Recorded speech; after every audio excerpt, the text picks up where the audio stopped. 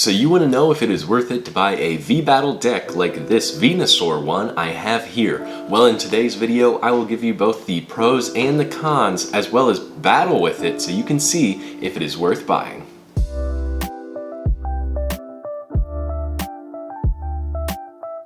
Welcome to Tim's Gaming Channel. My name is Tim and I create content helping you become a more knowledgeable Pokemon trainer. So if that's something that you enjoy, feel free to subscribe. Now, let's get into the video. Alright, so first let's start with the pros for this Venusaur V Battle deck. So similar to all other V Battle decks that are out right now, they all say a play level of 1 at the top. And that is going to signify that it is relatively easy to use. So a pro for this is that it is good for beginners. Also, the price on the Pokemon Trading Card Center.com is roughly about $15. So I'll start opening it up here. So not only is it a cheaper product compared to other Pokemon trading card game products, but also it is going to be easy to use as well. So the price sort of signifies what you're gonna get. So with this, you're gonna get a relatively easy deck to use. And if you don't already have these, you will get a coin that you can use to flip. As you see here, a really large coin compared to other theme decks in the past. A really large coin that you can use to decide who goes first. The pros, you get basically everything you would really need if you were just beginning. So you also get this playmat, as you can see here, the Venusaur with the playmat and some artwork on the back in case you didn't actually need the playmat or you just wanted to make a poster out of it or something. You could do that as well. Another pro is that you get a quick start of the rulebook. As you can see here, you can read the rulebook and go through all the rules if you need.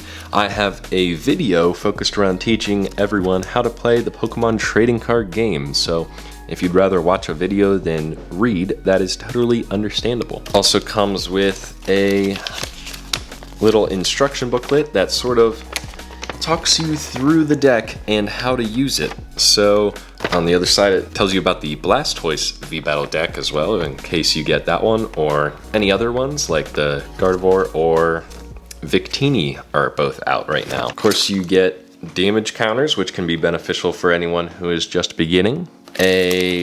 What you can do during your turn instruction, as well as what you are to do whenever your Pokemon is poisoned. But like I said before, I have a video teaching everyone how to play the Pokemon trading card game that you could just follow that as well. Here is the almost complete deck. You have to make sure that you put the promo card in it. So here you can see we have our Venusaur V promo card that is to be put in the deck to make it work. And you also get a code card that you can use online, so which is helpful. You get the coin, you basically get everything that you need to start the game. So for beginners, I would definitely say this is beneficial. All right, so we've talked about the pros. Let's move on to the cons while I show you all the cards that are in this deck. So the cons for this deck is that you are getting a deck that is good for beginners, of course, and it is relatively less expensive than other Pokemon trading card game products. So that's both the pros, but the cons are that because the deck is cheaper, then obviously it isn't going to be as good. And what I mean by that is this is a good deck, but there are better products that you can get out there if you wanted to have sort of a competitive deck. So there are these things called League Battle decks, which are better than the V Battle decks because they typically have, unlike this V Battle deck, you're only getting one V card, which is kind of a con. Whereas with a League Battle deck, you are getting a much better deck because you have both V cards and V Max cards. I saw recently that Inteleon is currently out as a League Battle deck, and that's definitely going to be stronger than a V Battle deck if you go about getting a V Battle deck.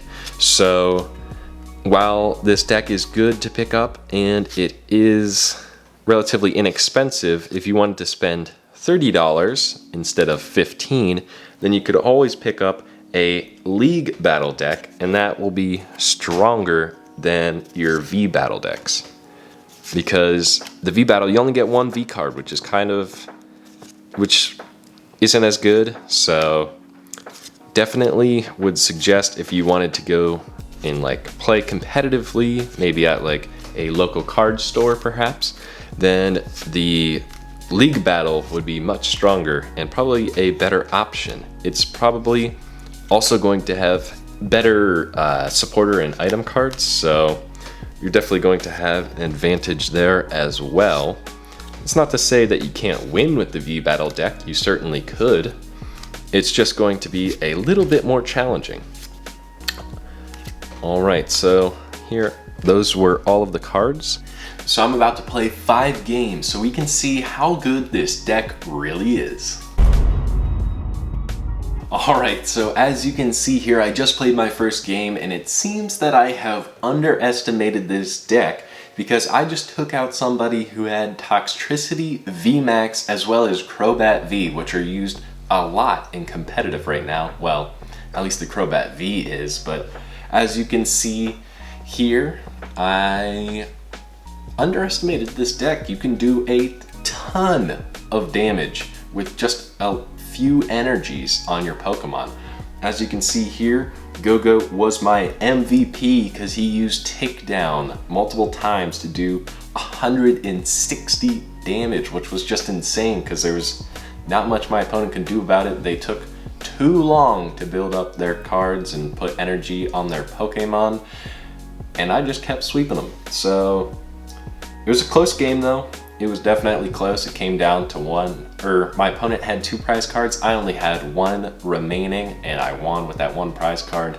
They made the mistake of, well, letting me defeat their VMAX as well as a V card, so I took a ton of prize cards with only defeating a few Pokemon. As you can see here, here is their deck list, including Dino, Zweilous, and Hydreigon, as well as Garbodor, Electivire, Galarian Weezing, Absol, Toxtricity V, Toxtricity V Max, Indeedee, Crobat V, and all these trainer cards as well. That is who I defeated. They used an electric and dark type deck. And as you can see here, I just used the basic Venusaur V deck. And honestly, I didn't think it would be this good. I mean, it's not fantastic, but it does do just a ridiculous amount of damage. I did have the luck of my starting hand having Venusaur V in it, so that was also somewhat beneficial. Although I think I only got out 1 double-edge attack, but that at least did knock out 1 Pokemon. And as you can see, no changes here. I just used the Venusaur V Battle deck, no changes, and pulled off a win in the first game. Now let's move on to the second game. Alright, so the second game did not go nearly as well. I had to face a Cinderace deck, which obviously fire and grass type do not mix very well at all. I basically did not stand a chance. Moving on to game number 3. Alright, so in that game I faced a Mew and Mewtwo GX tag team card, and I actually did win with just Heracross, and then at the very end I brought in my Venusaur V. So I basically just bullied them with the pushdown ability of Heracross, and then whenever they had to put in a weak bench Pokemon, I knocked it out with super powered horns. So that's a strategy that you can definitely use with this deck, and it actually works pretty well against a deck like Mewtwo and Mew GX tag team. As you can see here, here are all the cards they had in their deck. They got Necrozma V on the bench, they had Mewtwo GX on the bench, but it was not enough to beat this deck. Alright, so game 4 did not go as well as game 3 did. So far I have 2 wins and 2 losses. This last game I could not get a good starting hand, and that cost me the game. So let's move on to game number 5.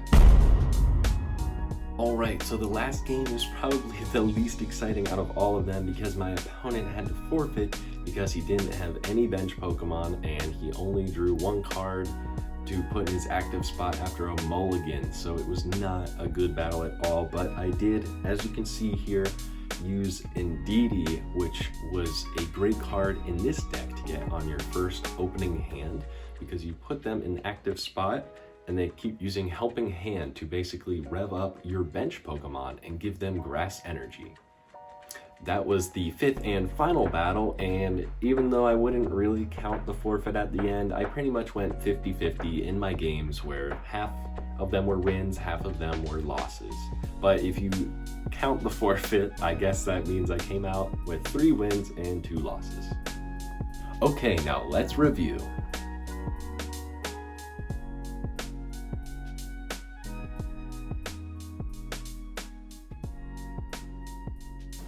Alright, so that's all we have for today's video. I'll catch you in the next one.